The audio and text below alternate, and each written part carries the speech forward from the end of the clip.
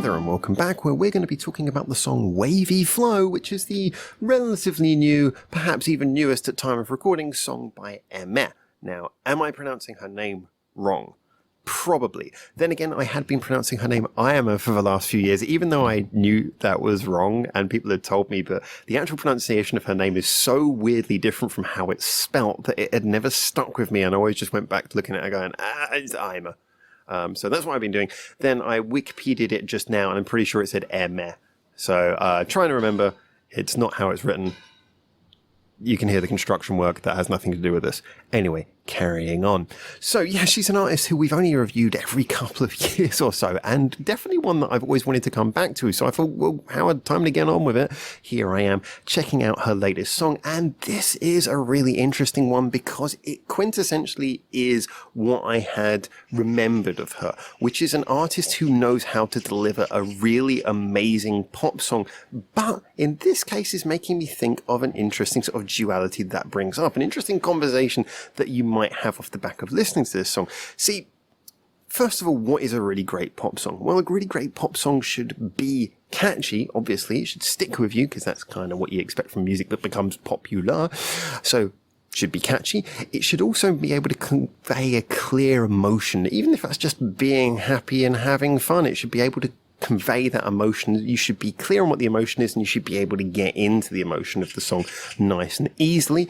It should be accessible and easy to get into as well. And finally as well, it should take advantage of that one thing that pop music can do, which is basically get the right sounds, the right instruments. See, pop music, unlike every other genre of music, is not really constrained to any choice of instruments. I mean, as it is simply popular music, all you have to do is get instruments that work and convey the emotion correctly, and it will be popular.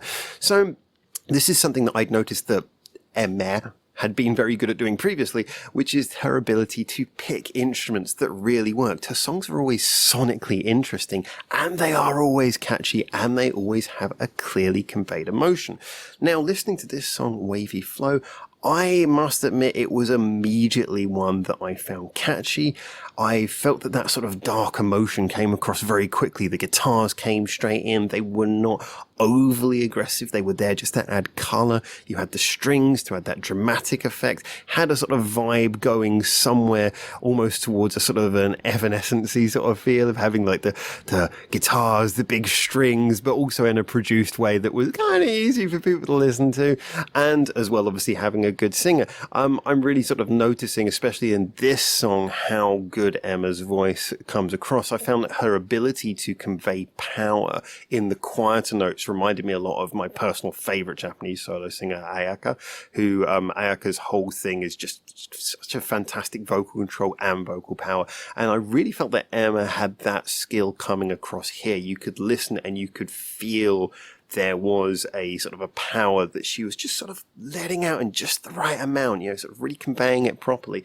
And that, along with all of the other sort of dramatic sounds in the music, really helped to underpin the atmosphere.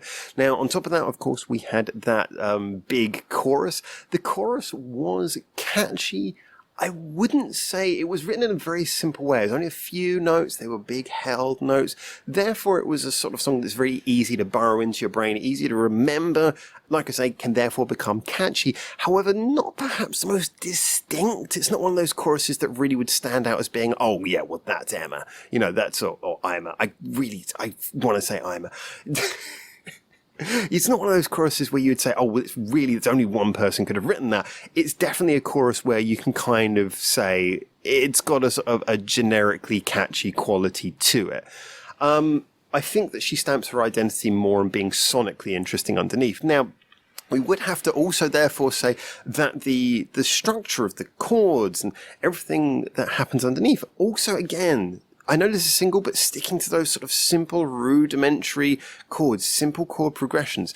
So for me, this is not her pushing herself to do the most advanced writing, but instead just trying to deliver a very competent, clear, emotionally relatable pop single. The one time she deviated from that I really loved was in the bridge, where there was that sort of instrumental solo and she had just a few little dissonant running down notes, a few scales where he went down for a couple of dissonant notes. I liked that. I thought that was cheeky. It came and went quick enough that it wasn't going to throw off the casual listener, but at the same time added a little bit of attitude and a little bit of knowingness to it.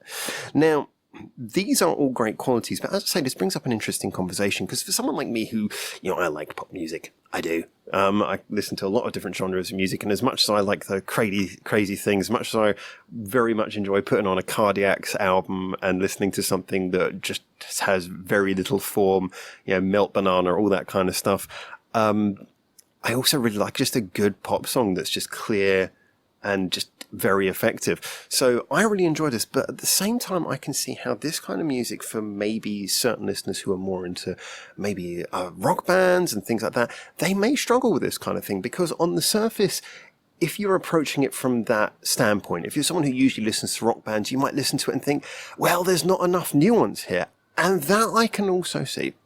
And this is where we have to obviously draw this interesting point, that when you are trying to deliver something which is accessible, easy to get into, and very clear in its emotions, the side effect of that often is reducing nuance. Not always, but often. Now, I felt that this, therefore, as a song, really gave me something interesting to think about, because, I can listen to this and say, this song doesn't have a huge amount of nuance. As I pointed out, it's got a very simple melody, it's got a chord pattern that doesn't really throw you off much, except for those few cheeky little runs in the bridge. However, I didn't feel like it was just something dumb and phoned in, because of the fact that all of the touches that were there were very nicely delivered. Like I say, the choice of instruments, the way it was mixed to sound big but not to sound overpowering, the way that the voice was delivered in a way, it wasn't just, okay, you've got power, so I'm going to belt out every note. It was delivered with a sense of feeling. There is an overarching thing to this. I mean, when you listen to this, the little bits of the pianos, little bits of acoustic guitar in here, and I know you could say this is all down to the producer, and in a lot of ways maybe it is. I don't know realistically how much input she actually has. I get the feeling a lot as a sort of singer-songwriter creative. I get the feeling she does have a lot of input. However, we never know from outside. That said, though, I just felt there were a lot of loving touches to this that felt like the creative energy was still there. And yet it was delivered in a way that made it an accessible song. This is the sort of song where I can see it charting really well. I can imagine it doing good in charts. People going, that's a song that kind of anyone can get into. So there has to be a lot of room given for that kind of thing.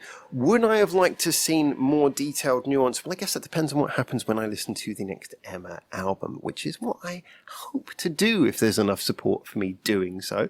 Because, if the singles and the album tracks are very varied, then why not? Let your singles be the ones that are clear, simple.